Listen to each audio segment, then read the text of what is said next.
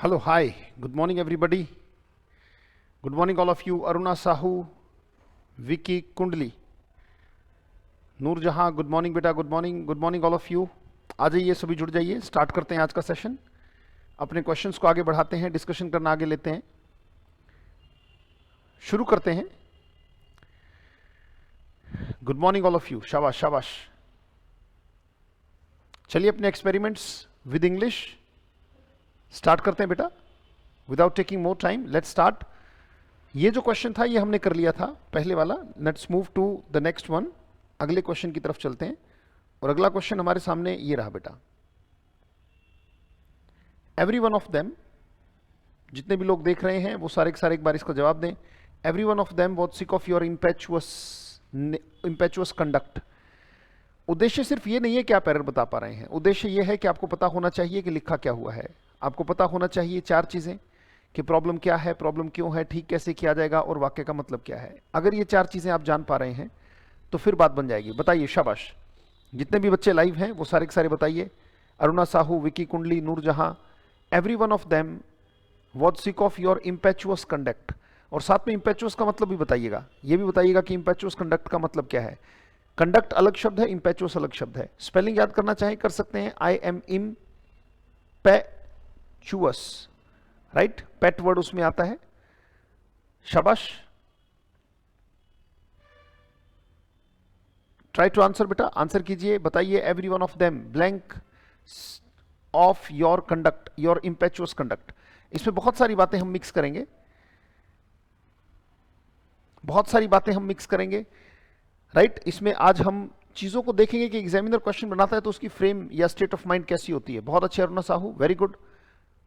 Every one of them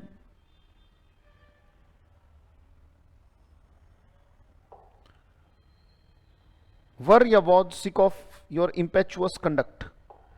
सबसे पहले अगर हम वर्ड्स की बात करें तो इम्पेचुअस का जो मतलब है बेटा, इम्पेचुअस का मतलब होता है इन अ हरी. यानी कि जो बहुत ज्यादा जल्दबाजी में होता है, दैट इज कॉल्ड इन अ हरी. लिख लीजिएगा, इन अ हरी, इम्पेचुअस, बहुत ज्यादा जल्दबाजी में. इम्पेचुअस और कंडक्ट का मतलब बिहेवियर, नेचर, व्यवहार. जल्दबाजी में, हिंदी में लिखना चाहे तो लिख सकते हैं जल्दबाजी में. इसके लिए एक वर्ड आता है हेस्टी. बहुत ज्यादा जल्दबाजी में, दैट इज कॉल्ड हेस्टी. तो इम्पेचुअस का मतलब जल्दबाजी वाला. कहते हैं ना, जल्दी का काम शैतान का. तो जो बहुत ज्यादा जल्दबाजी वाला होता है. नूरजहां बिल्कुल सही जवाब. अरुणा साहू बिल्कुल सही जवाब बेटा, राइट. अभी जो लोग हैं सारे के सारे डेफिनेटली पार्टिसिपेट करते रहिए, लगातार बताते रहिए, राइट. इम्पेचुअस और कंडक्ट का मतलब क्या है, व्यवहार, यानी कि नेचर.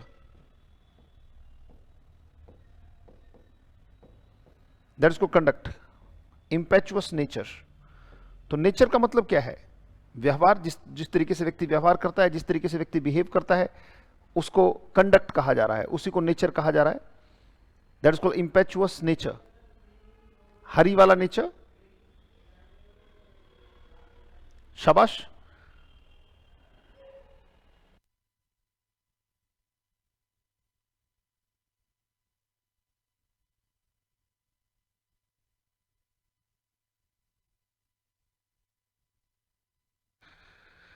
तो डेफिनेटली आपने बताया कि सर वॉज आएगा, क्योंकि every one of them. Of के बाद एक छोटी सी बात, आप जानते हैं कि ऑफ के बाद आने वाली चीज कभी भी वाक्य की डूअर नहीं हो सकती, यानी कि वाक्य को करने वाली नहीं हो सकती, राइट. तो वाक्य का पूरा मतलब क्या निकलता है. वाक्य का मतलब निकलता है एवरी वन ऑफ देम, यानी कि उनमें से प्रत्येक. और एवरी में जो साउंड है वो है हर एक. और एक का मतलब क्या है बेटा, सिंगुलर. यानी कि एक के हिसाब से चीजें जाएंगी. जब उसमें एक शब्द आ गया तो पूरा का पूरा वाक्य एक के हिसाब से जाएगा. संजीव सिंह जी प्रणाम, नमस्कार, जय हिंद. स्टार्ट कीजिए बेटा, शाबाश. अब एवरी वन ऑफ देम, यहां पे आपने कहा भाई एवरी में हर एक, और ऑफ के बाद प्रेपोजिशन के बाद जो भी आती है चीज, उसकी बात कभी नहीं होती बेटा. जैसे मान लीजिए मैं एक वाक्य कहूं, मैं अगर वाक्य कहूं कि the boy on the bike is singing a song. The boy on the bike is singing a song. मान लीजिए ये वाक्य आपके सामने है. तो आपके हिसाब से the boy on the bike, preposition दो काम करती है बेटा. प्रेपोजिशन पहले अपने से बाद वाले को खा लेती है और फिर मीनिंग के लिए चीजों को उल्टा कर देती है। यहां पे अगर देखें, क्या ये वाक्य हो सकता है the bike is singing a song, कि बाइक गाना गा रही है? The bike is singing a song, क्या ये वाक्य हो सकता है? जवाब आएगा बिल्कुल नहीं सर। बाइक गाना कैसे गाएगी? The bike is singing a song, ये बात बिल्कुल सत्य नहीं है। The bike is singing a song ये वाक्य हो ही नहीं सकता। हकीकत में आगे जो वाक्य है वो बाइक की बात नहीं करेगा, क्योंकि प्रेपोजिशन के बाद कभी भी डूअर नहीं, सब्जेक्ट नहीं, हमेशा ऑब्जेक्ट आता है। प्रेपोजिशन का कभी सब्जेक्ट हो ही नहीं सकता, प्रेपोजिशन के बाद हमेशा आने वाली चीज ऑब्जेक्ट होती है, डूअर नहीं हो सकती, काम को करने वाली नहीं हो सकती। ये जो वाक्य है, राइट, ये वाक्य बाइक के हिसाब से बिल्कुल नहीं जाएगा। ये जाएगा किसके हिसाब से? बॉय के हिसाब से। यानी कि जो इज सिंगिंग आ रहा है ये डेफिनेटली किसके हिसाब से? बॉय के हिसाब से। एवरी वन ऑफ देम, तो देम की बात नहीं हम कह रहे हैं, उनमें से हर एक, और जब एक साउंड है तो एक के हिसाब से आप क्या लगाएंगे? डेफिनेटली वॉज आएगा। आप में से आंसर बिल्कुल सही है। Every one of them was sick of your impetuous conduct, यानी कि हर एक व्यक्ति, उनमें से हर एक व्यक्ति, सिक ऑफ का मतलब बीमार नहीं है, यहां पर सिक ऑफ का मतलब क्या है? परेशान। सिक ऑफ से मतलब है क्या? परेशान। Every one of them, questions discuss हो रहे हैं बेटा, राइट, क्वेश्चंस डिस्कस हो रहे हैं, डिस्कशन में अपनी पार्टिसिपेशन पूरी रखिए, right. Every one of them was sick of your impetuous conduct, यानी कि जो जल्दबाजी वाला बिहेवियर है उसको लेकर सभी परेशान थे, तो परेशान होना, सिक ऑफ। अब ये वाक्य हमारे सामने है, एक बात देखते हैं, जैसे मान लीजिए एक एक्सपेरिमेंट करके देखते हैं। वाक्य आपके सामने आ गया, वाक्य आ गया वॉज। अब ये वाक्य पूरा यहां पे अगर हम लिख लें, every one of them was sick of your impetuous conduct, आप भी लिख लीजिएगा शाबाश अपनी नोटबुक में। बेटा अगर इसको, जैसे मान लीजिए क्वेश्चंस कैसे बनाए जाते हैं, अगर इसको यहां पे बना दिया जाए, ये एक पार्ट बना दिया, ए पार्ट, और यहां पे बना दिया बी पार्ट, और यहां पे बना दिया सी पार्ट,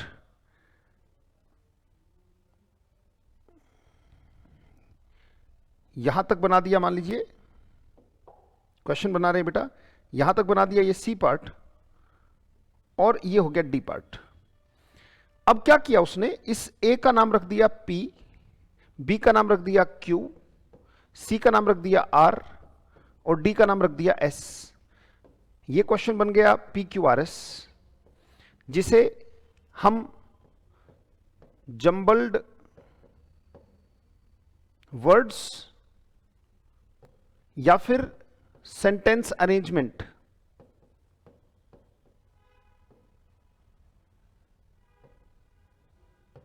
के नाम से भी जानते हैं।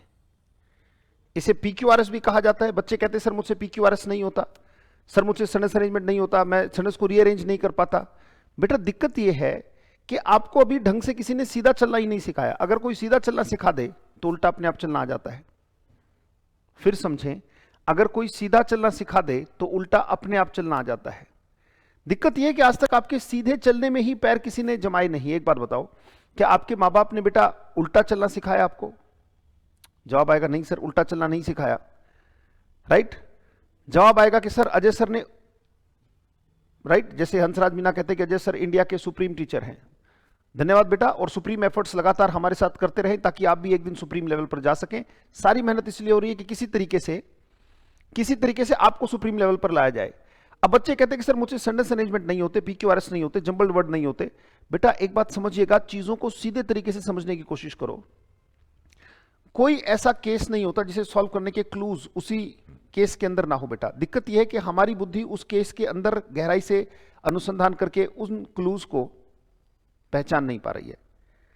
अगर आप उन क्लूज को पहचानने लगे, अगर आप उन संकेतों को पकड़ने लगे जो संकेत अंदर से आ रहे हैं, तो सारी चीजें बेटा आपको आसान लगने लगेंगी। जैसे ये वाक्य है, ये वाक्य मुश्किल क्यों लगने लगा? मान लीजिए कि उसने क्या किया, PQRS या फिर सेंटेंस अरेंजमेंट की हम बात कर रहे हैं, क्या इसी क्वेश्चन में हो सकती है? बिल्कुल हो सकती है, क्यों नहीं हो सकती? अभी हो जाएगी, देखिए। अब उसने क्या किया भाई, इसने P बना दिया, Q बना दिया, R बना दिया, S बना दिया।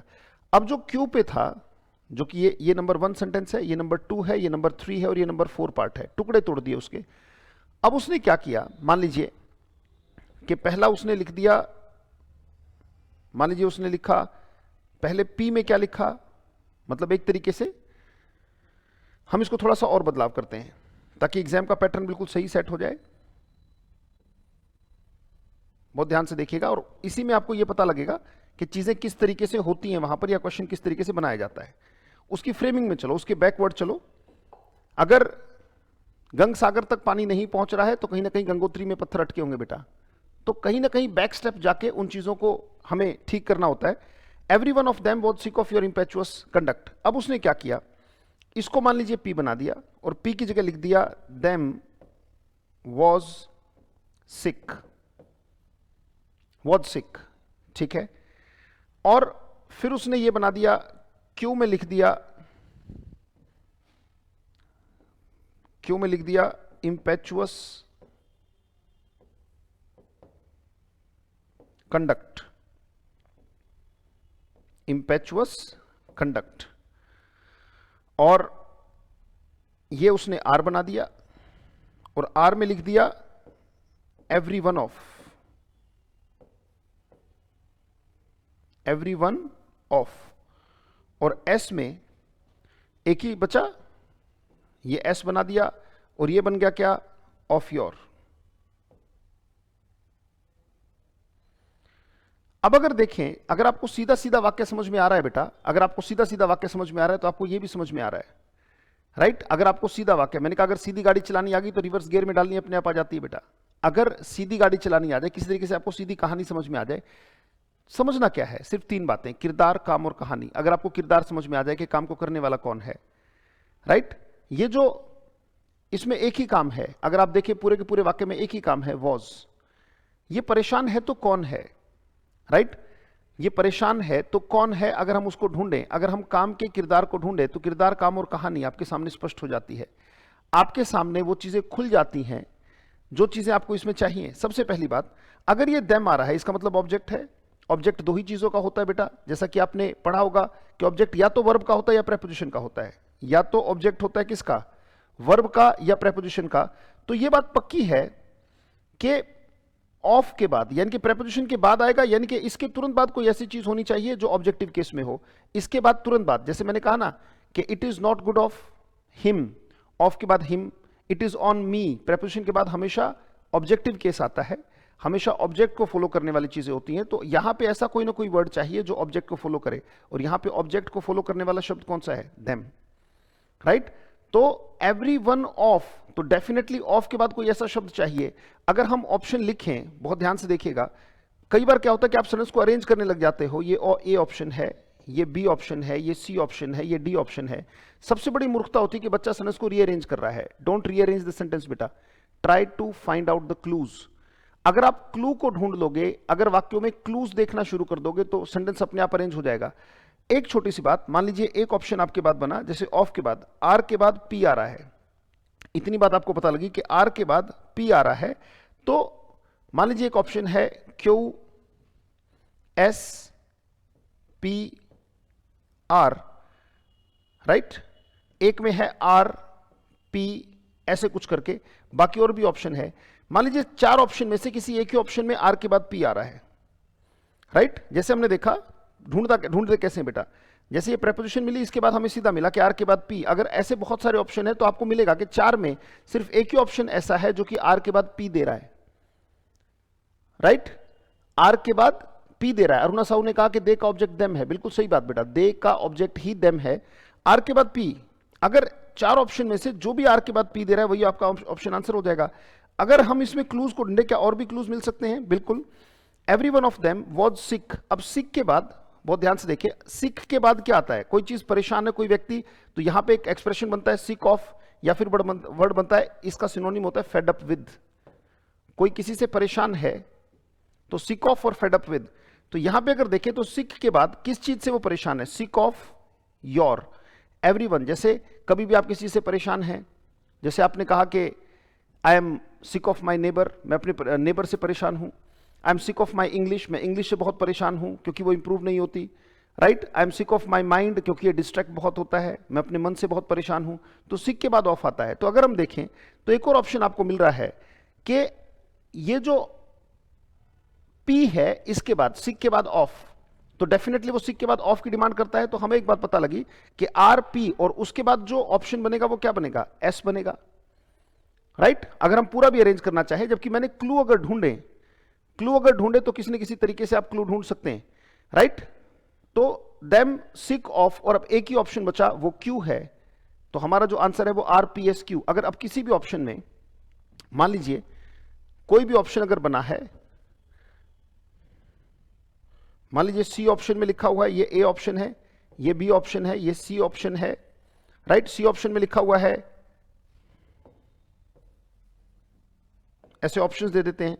मान लीजिए C ऑप्शन में लिखा हुआ है कि QSPR, D ऑप्शन में लिखा हुआ है SPRQ, SPRQ, ये D ऑप्शन है, ये C ऑप्शन है, तो ये एक ऑप्शन है, ये एक ऑप्शन है, ये एक ऑप्शन है, ये एक ऑप्शन है। बेटा do not rearrange the sentence. उसमें करना क्या है, बहुत सिंपल सी बात है। हमने एक बात देखी, क्लूज को पकड़ा, अगर हम देखें तो एक ही ऑप्शन है जिसमें कि आर के बाद पी आ रहा है, वो कौन सा है, हमने देखा every one of them.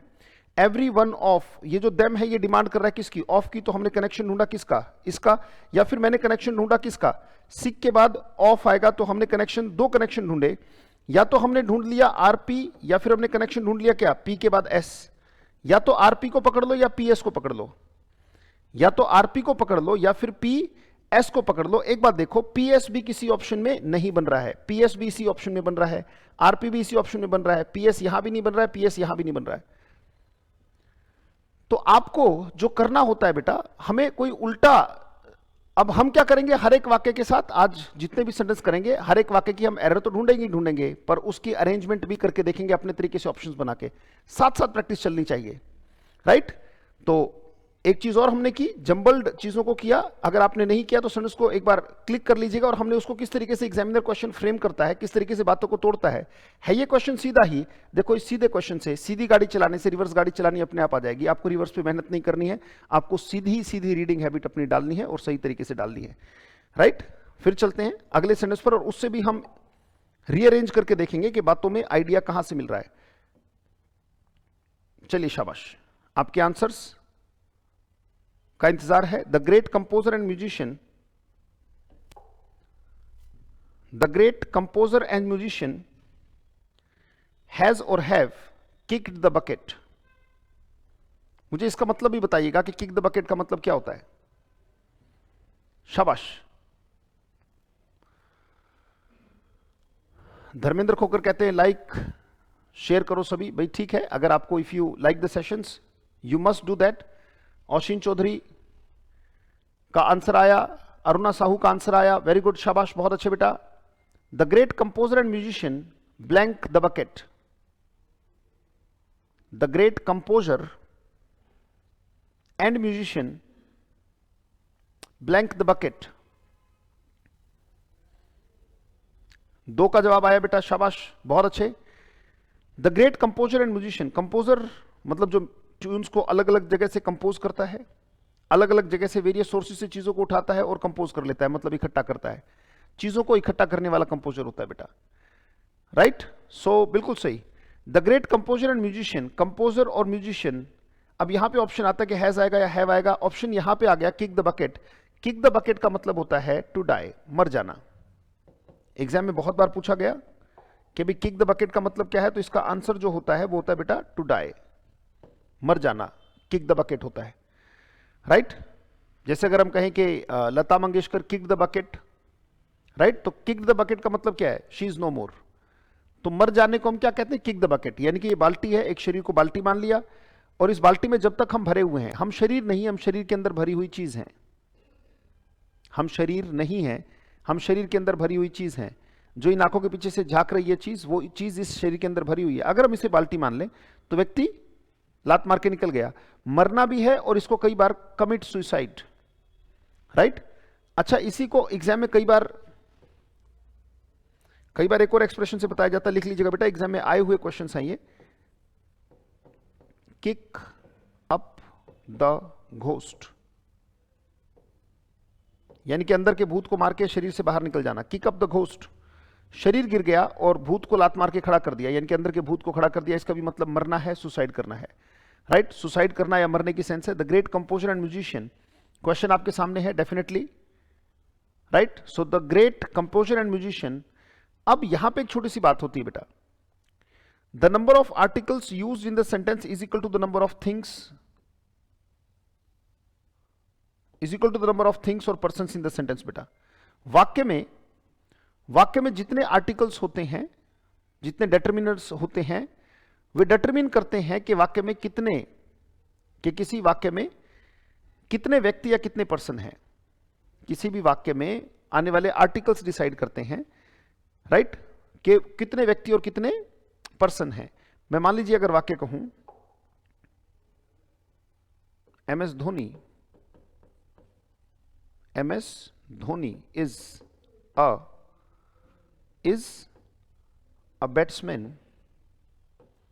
is a batsman and a wicket keeper. MS Dhoni is a batsman and a wicket keeper.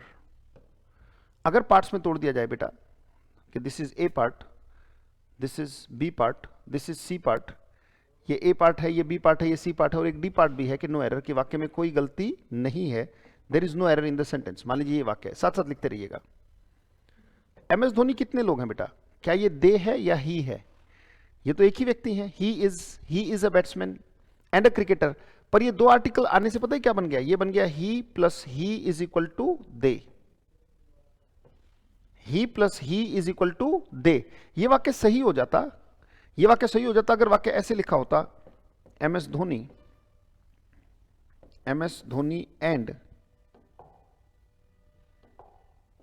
Dhoni लिखते रहिएगा बेटा, and Virat Kohli, MS Dhoni and Virat Kohli is are. Is नहीं आएगा बेटा, आर आएगा। क्यों? क्योंकि he plus he is equal to they. एक व्यक्ति ये हो गया, एक व्यक्ति ये हो गया, और दो मिलके क्या बनते हैं? दे बन गए। Are a batsman and a wicket keeper. ये वाक्य बिल्कुल सही है बेटा, a batsman and a wicket keeper, a batsman and a wicket keeper. अब दो डेफिनेटली, अ बैट्समैन यानी कि he plus a wicket keeper यानी कि ही, और he plus he is equal to they. यहां भी क्या बन रहा है? ही प्लस ही, और यहां भी क्या बन रहा है? ही प्लस ही, तो दोनों दे हैं डेफिनेटली। वो यानी कि जितने आर्टिकल हैं उतनी ही व्यक्ति और चीजें हैं। अगर जैसे आजकल डबल इफेक्ट में गाड़ियां आती हैं, उसी का रंग काला भी है और ऊपर छत लाल है, काली गाड़ी है लाल छत है, तो वो दो गाड़ियां थोड़ी है। अगर दो गाड़ियां नहीं है, एक ही गाड़ी है, तो मैं उसे यही तो कहूंगा, अ black and red car. A black and a red नहीं कहूंगा बेटा, अ ब्लैक एंड रेड कार। पर अगर दो गाड़ियां खड़ी है, एक पूर्णतया काली है, एक पूर्णतया लाल है, तो मैं कहूंगा अ black and a red car, a black and a red car. अब यहां पे अगर हम आए तो धोनी इज, यानी कि यहां पे ही प्लस ही बन रहा है क्या? आगे नहीं बन रहा, यानी कि ये दो व्यक्ति नहीं है, दो व्यक्ति नहीं है। Is a batsman and a wicket keeper, तो ये बेटा आगे अगर ही बन रहा था तो पीछे दे कैसे बन गया? जबकि यहां पे दे बन रहा है तो पीछे भी दे बन रहा है, पर यहां पे ही है तो पीछे दे नहीं बनेगा। यानी कि यहां पे जो आर्टिकल का इस्तेमाल है वो दो बार करना बिल्कुल गलत होगा यहां पे। अच्छा, एक दिक्कत और होती है बच्चों को, सर हम आर्टिकल तो हटा दे, पर कौन सा हटाएं? मैथ में मुझे बताएं, मैथ में जब कॉमन लेते हो मैथमेटिक्स में, तो कॉमन पीछे लेते हो या आगे लेते हो? तो जवाब आएगा कॉमन सर पीछे नहीं लिया जाता, कॉमन तो हमेशा आगे लिया जाता है। तो इसको कॉमन रखते हुए इसको उड़ा दो। अब ये क्या बन गया? ये पूरा का पूरा व्यक्ति एक बन गया, यानी कि वही विकेट कीपर है और वही कैप्टन है, right? MS Dhoni is a batsman and wicket keeper. यहां पे यही बात जाहिर हो रही है। The great composer and musician, वही कंपोजर है जैसे ए आर रहमान है, वो कंपोज भी करते हैं और म्यूजिक भी देते हैं। यानी कि ये दो व्यक्ति नहीं है बेटा, ये कौन है? एक ही व्यक्ति है, ही। अगर यहां पे द होता, the musician, the great composer and the musician, अगर आर्टिकल दो होते, राइट, आर्टिकल दो होते तो डेफिनेटली आप उसको दो की तरह, अगर होता the great composer and the musician, अब यहां पे ही बन गया, मतलब एक ही व्यक्ति बना, तो ही अपने साथ लेता क्या है बेटा? हैज ही तो लेता है।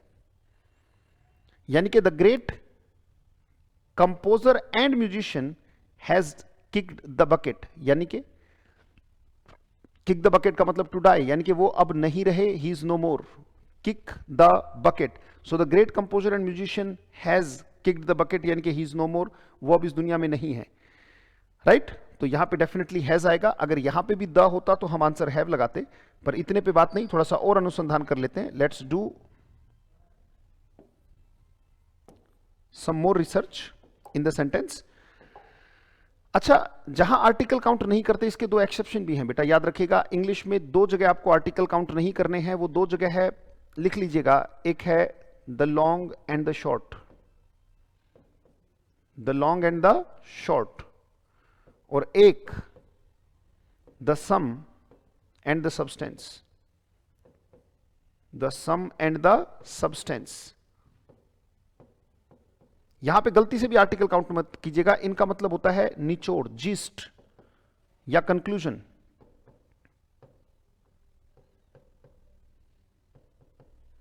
हिंदी में आप कह सकते हो निचोड़,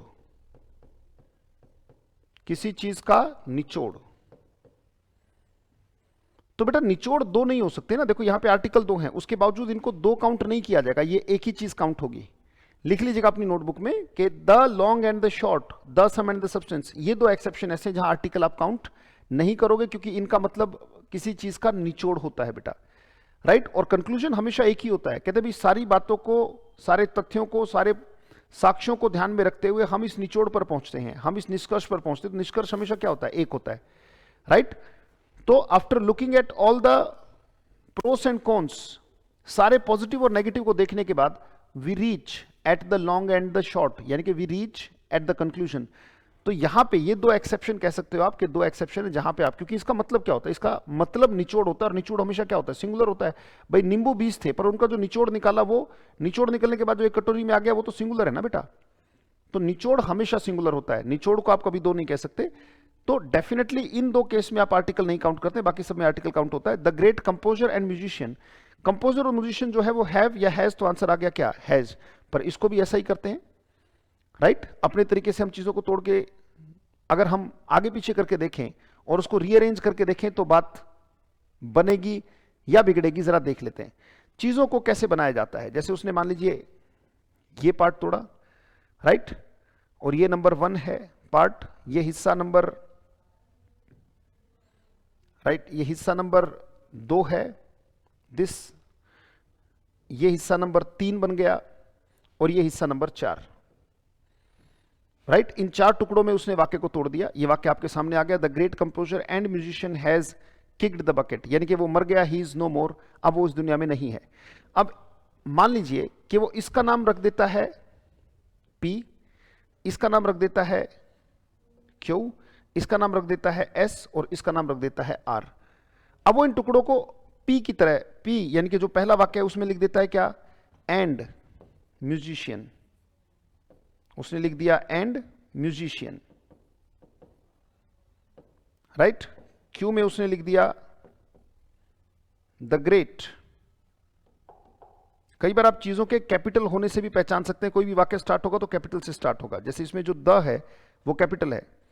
द ग्रेट कंपोजर, कोई भी वाक्य स्टार्ट होता है तो कैपिटल से स्टार्ट होता है बेटा. आर में उसने लिख दिया किक्ड द बकेट,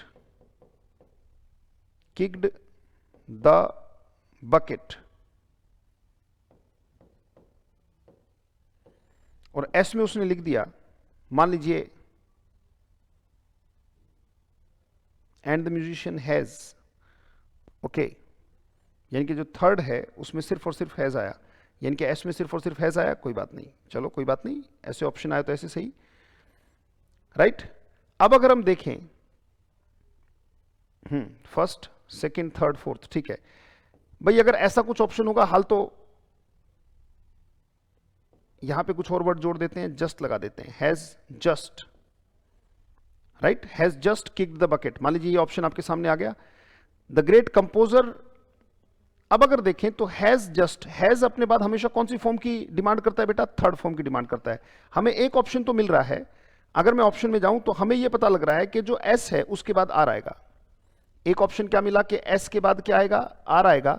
तो ऐसे 4 ऑप्शन होंगे आपके सामने, उन 4 में से आपको देखना है कि एस के बाद आर कौन सा है. मान लीजिए हम पूरा भी ना जाएं, पूरे तरीके से ना जाएं, हमें यह देखना है कि जो एस है, क्योंकि हैज के बाद क्या आता है, हमेशा थर्ड फॉर्म आती है, और थर्ड फॉर्म कौन से ऑप्शन में है ये, यानी कि हैज के बाद यहां पे जो भी होगा वो थर्ड फॉर्म वाला वाक्य होगा। तो हमें पता लग रहा है कि एस के बाद आर होगा जिस भी ऑप्शन में, ऑप्शन नंबर ए है, ऑप्शन नंबर बी है, ऑप्शन नंबर सी है, ऐसी ऑप्शन नंबर डी है, राइट। तो एस के बाद आर आएगा, ये देखने के बाद भाई हमने देखा कि एस के बाद आर आएगा। बाकी और ऑप्शंस में भी क्लिक अगर ढूंढना चाहो तो आप ढूंढ सकते हो। जैसे अभी अभी हमने देखा कि ये तो वाक्य को स्टार्ट कर नहीं सकता, वाक्य को स्टार्ट करने वाला ये वर्ड नहीं हो सकता, यानी कि वाक्य को स्टार्ट करने वाला थर्ड फॉर्म भी नहीं हो सकता, और वाक्य को स्टार्ट करने वाला हैज भी नहीं हो सकता।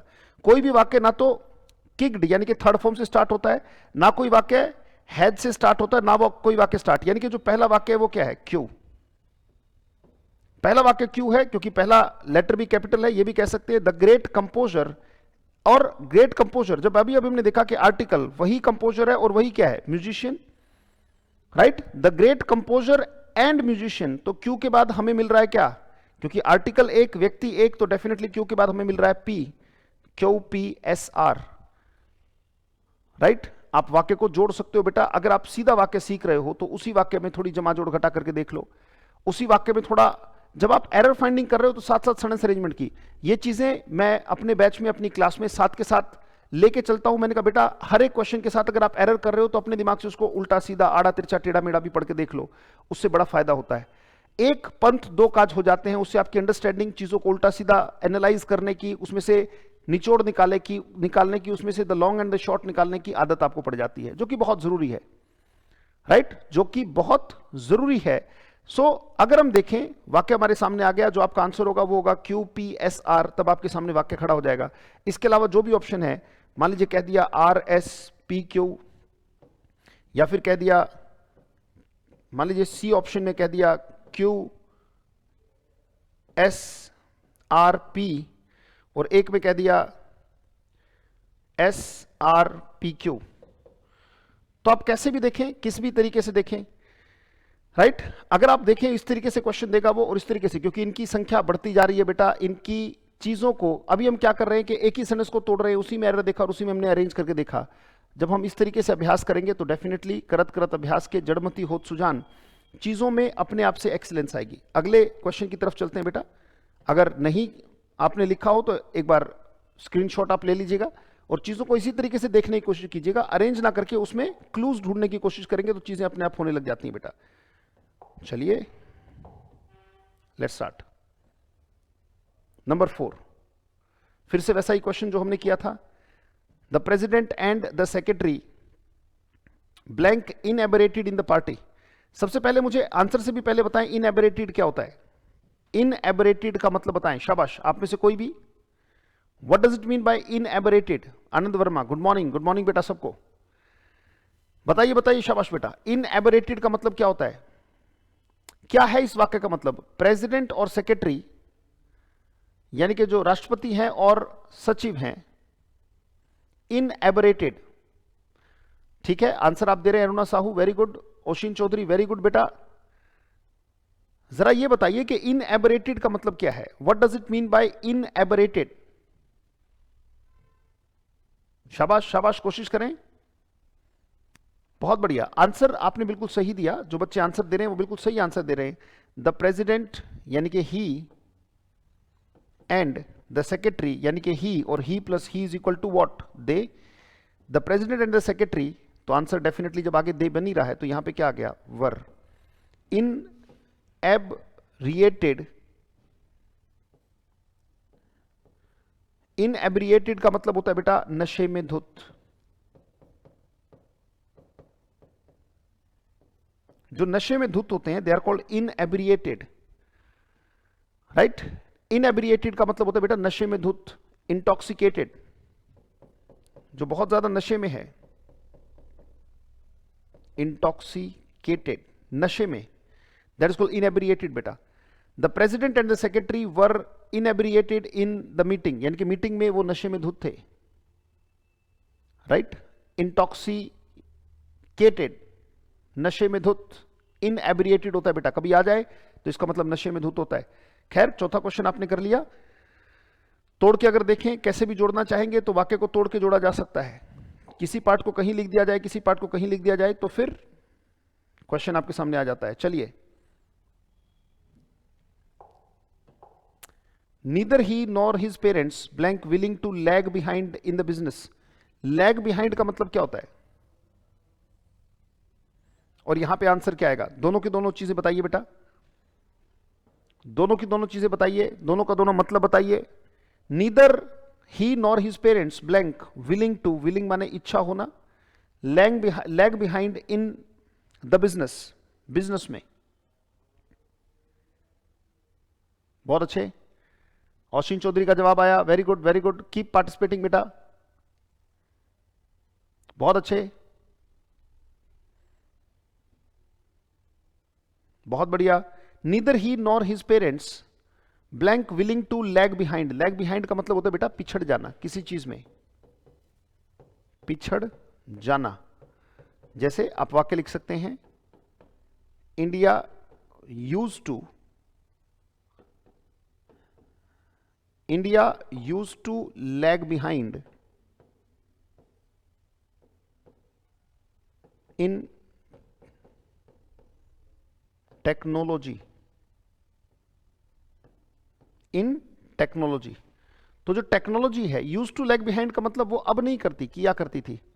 तो इंडिया जो हमारा देश है, यूज टू लैग बिहाइंड, यानी कि हमें क्या करना पड़ता था, हमें टेक्नोलॉजी उधार लेनी पड़ती थी। तो लैग बिहाइंड का मतलब पिछड़ना, वो पिछड़ा करती थी। अब तो ब्रह्मोस को हम खुद बहुत सारी कंट्रीज को बेचने के लिए तैयार हैं, यानी कि हमारी टेक्नोलॉजी अब ग्रो कर रही है। तो India use to lag behind in technology, इसका मतलब टेक्नोलॉजी में, टेक से भी हम उतने नहीं थे, हम पिछड़ा करते थे। तो पिछड़ना होता है लैग बिहाइंड। अगर कोई इंग्लिश में पिछड़ता है तो कह सकता है आई लैग बिहाइंड इन इंग्लिश। वाक्य जरूर लिखना, आई लैग बिहाइंड इन इंग्लिश, इसका मतलब मैं इंग्लिश में पिछड़ता हूं।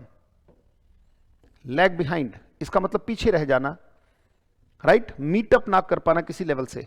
नीदर ही नॉर, नॉर और बट ऑल्सो, ये कुछ ऐसे शब्द हैं बेटा जो अपने बाद वाले के हिसाब से वाक्य को आगे लेके जाते हैं। नीदर ही, ना ही ये, ना ही उसके पेरेंट्स। अब पेरेंट्स कौन है? पेरेंट्स एक नहीं है बेटा, पेरेंट्स है he plus she is equal to they. भाई पेरेंट्स मतलब उसके जो पापा हैं वो कौन है? ही, और उसकी मां कौन है? शी, और he plus she is equal to they. और यहां पे जब उसे लास्ट में दे मिल गया तो डेफिनेटली आप जो आंसर दे रहे हैं were. Neither he nor his parents were willing to lag behind in business, यानी कि ना ही वो, ना ही उसके पेरेंट्स इच्छुक थे बिजनेस में पिछड़ने में। तो डेफिनेटली आंसर वर है। आगे चलते हैं, लेट्स मूव ऑन अगले वाक्य की तरफ। 2000 rupees, 2000 rupees was ever squandered during the month। स्क्वेंडर्ड का मतलब क्या होता है बेटा? स्क्वेंडर का मतलब होता है वेस्ट, यानी कि वो बर्बाद कर दिए, that's called squander. You have only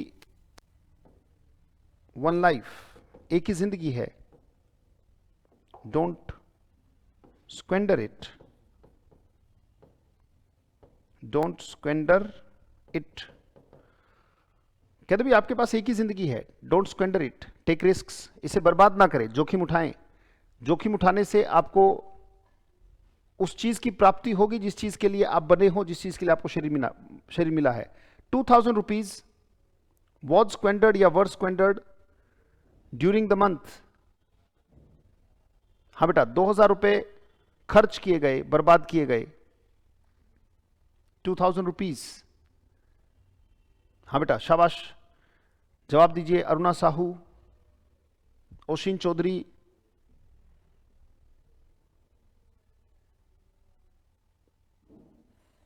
₹2000 स्क्वेंडर्ड, wasted, यानी कि अलग अलग जगह किए गए होंगे, उनको बर्बाद कर दिया गया।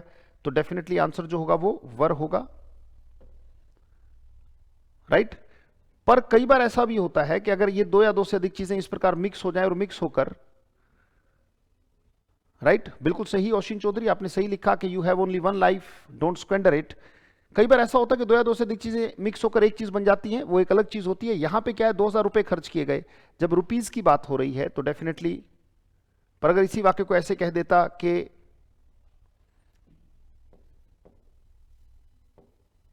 An amount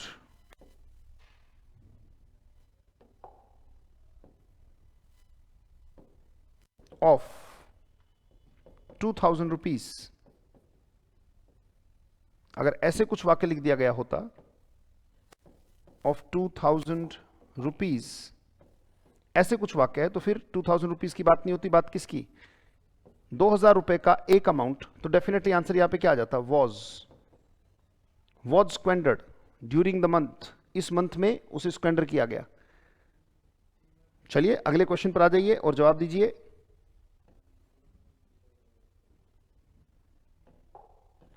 all the furniture of this library have been और हैज बीन, जो बच्चे डेफिनेटली तैयार हैं वो जानते हैं कि फर्नीचर हमेशा क्या होता है बेटा, ऐसा कहा जाता है कि फर्नीचर हमेशा सिंगुलर है। हमेशा सिंगुलर मतलब हमेशा अपने आप को क्या मानेगा, इट। जैसे ये पेन क्या है, इट है, राइट। शर्ट क्या है, इट है। माइक क्या है, इट है। इट मतलब कोई एक चीज। तो जो ऐसा कहा जाता है कि फर्नीचर हमेशा क्या, सिंगुलर ऑफ दिस लाइब्रेरी, यानी कि इस लाइब्रेरी का सारा फर्नीचर, अगर ये अपने आप को इट मानता है तो डेफिनेटली आंसर क्या होगा बेटा, has, right. So all the furniture of this library has been moth eaten. Moth eaten का मतलब होता है बेटा जिसे दीमक खा लेती है, यानी कि इसको हम सफेद माने white ant stricken, STRIKEN, white ant stricken, यानी कि दीमक के द्वारा खाया गया। व्हाइट आंट का मतलब क्या है, दीमक, और स्ट्राइकन माने उससे प्रभावित, यानी कि दीमक से प्रभावित। मोथ ईटन का भी मतलब है उसे दीमक खा गई है, या उसमें कीड़े लग गए हैं, या वो गल गया है, that is called moth eaten, right. So all the furniture of this library, definitely जो आंसर होगा वो क्या होगा, हैज बीन मोथ ईटन, यानी कि उसे दीमक लग गई है। All the furniture of this library has been moth eaten. अगले क्वेश्चन की तरफ चलते हैं।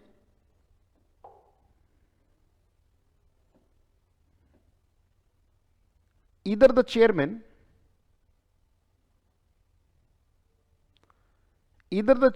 or the members, either the chairman or the members is ravenous या are ravenous। ravenous की अगर हम बात करें इसका मतलब पेटू होता है बेटा, पेटू, बहुत ज्यादा खाने वाला, जिसे ग्लटन भी कहते हैं, बहुत ज्यादा खाने वाला वो रेवेनोस होता है बेटा। रेवेनोस का मतलब बहुत ज्यादा खाने वाला, the one who eats a lot, that is called रेवेनोस।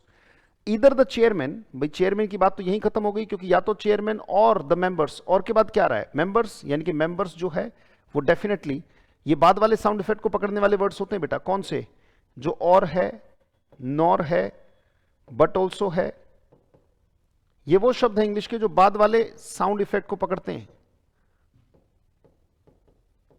बाद वाले साउंड इफेक्ट को पकड़ने का मतलब क्या है बेटा, बाद वाले साउंड इफेक्ट को पकड़ने मतलब जो भी यहां पे लिखा होगा उसके हिसाब से पूरा का पूरा वाक्य जाएगा। यानी कि मेंबर्स, लास्ट में जो साउंड आ रहा है वो मेंबर्स का है, तो डेफिनेटली यहां पे क्या आ जाएगा, आर। इधर द चेयरमैन और द मेंबर्स आर रेवेनोस, यानी कि या तो चेयरमैन या फिर जो मेंबर्स है वो पेटू हैं, रेवेनोस हैं, राइट। डेफिनेटली आर आएगा बेटा, सही जवाब, वेरी गुड, बहुत अच्छे। Let's move to the next question. अगले क्वेश्चन की तरफ चलते हैं। अगले क्वेश्चन में, I blank to tell you that no money blank been spent without ratification.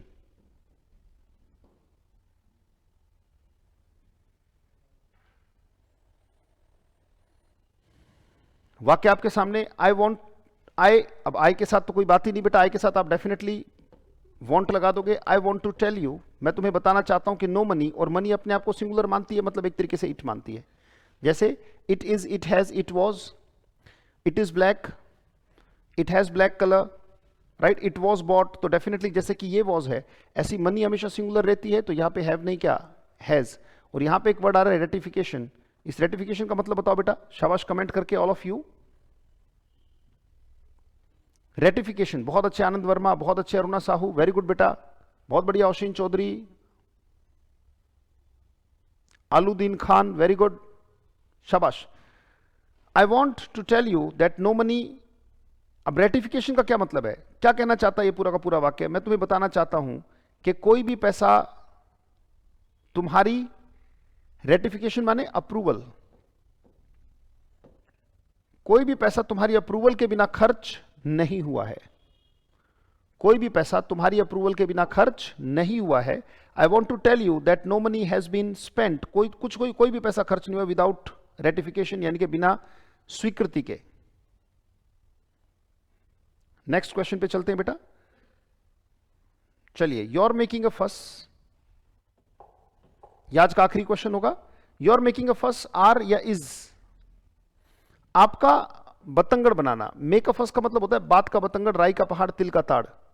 राई का पहाड़ बनाना इज कॉल्ड मेक अ फस। जब भी कहने भाई राई का पहाड़ मत बनाओ, राई का पहाड़ तिल का ताड़ बनाना, that is called make a fuss. तुम्हारा बात का बतंगड़ बनाना, योर मेकिंग अ फस, आर मीनिंगलेस या is meaningless? Your making a फस इज मीनिंगलेस, क्योंकि इसका मतलब ये एक ही काम तो है, आपका बात का बतंगड़ बनाना। जैसे your driving fast is harmful for you, आपका गाड़ी चलाना, तो एक ही आदत की तो बात हो रही है। ऐसी इनकी आदत कैसी है?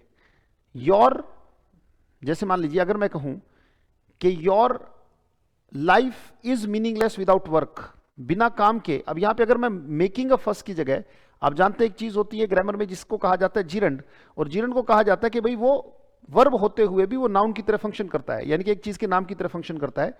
जैसे अगर मैं कहूं कि योर कार, तो इजी आएगा। जैसे योर फादर, इजी आएगा, वो सब सिंगुलर है। ऐसे ही योर मेकिंग अ फस, ये पूरा का पूरा क्या है? इट ही तो है, एक ही काम की तो बात हो रही है। योर मेकिंग अ फस इज मीनिंगलेस, तुम्हारा बात का बतंगड़ बनाना बेकार है।